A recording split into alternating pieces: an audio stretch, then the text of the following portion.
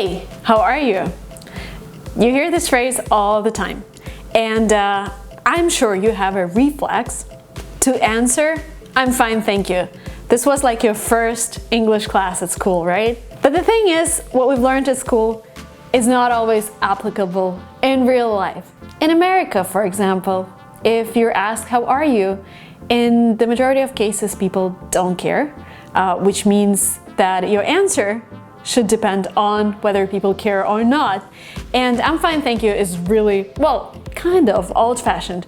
So today, I'm gonna teach you how to reply to how are you in different situations and with different people. So if you're interested, continue watching.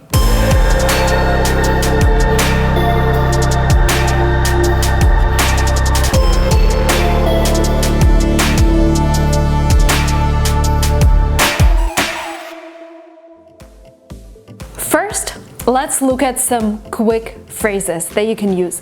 You would use those phrases with acquaintances or strangers. What does it mean? When you come to a grocery store and the cashier asks you, how are you?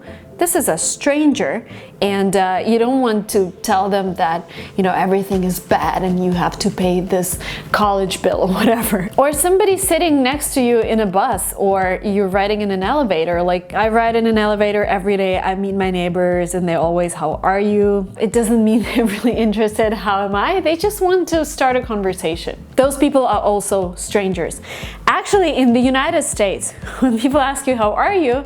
Sometimes it's equal to hello, and it's not really a question. So in these situations, it's better to give a short answer, because you don't want to be too daunting with explaining what's going on in your life. The first short answer is not bad, which, depending on your intonation, can be either positive or neutral. So if you say not bad, that means everything is okay, everything is going well. You can also say, not bad, which is neutral, or not bad. This is positive. Not bad. The next phrase you can say, all right. Again, here it means you're fine, and everything depends on your intonation.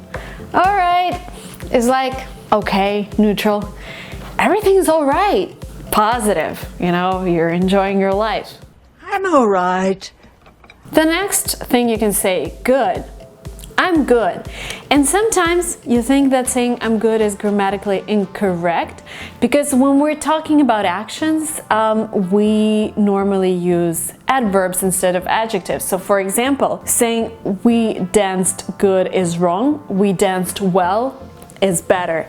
But because in this sentence you're actually saying I am good, or you can just say good, it makes it grammatically correct. So don't worry about it. I'm good is a completely grammatically correct phrase. And it means that you're happy, everything is going well in your life. So I'm good. This is the last answer that I'm giving you when you reply to strangers. So let's repeat them. Not bad, all right, good. Very short, kind of informal, and you don't waste other people's time, because you remember that how are you is just a way of saying hello and being polite. But if you're talking to your friends, if you're talking to your family members, if you're talking to somebody who's really close, it's actually impolite to just tell them like, I'm okay. Whatever, I'm good. You want to be more explicit. You want to go into details, because these people actually care about you and they want to know what's going on in your life. You can say, I'm exhausted. You're really tired. There are a lot of things going on at work, and you really want to complain, then do it. That's a perfect situation to complain, because you're talking to your friends. I'm exhausted. If you tell your friend that you're okay, sometimes if he's really worried about you, he might ask you, just okay? And this will be an appropriate follow-up question, because they might notice that something is not well, that something's going on, so they want more honesty from you.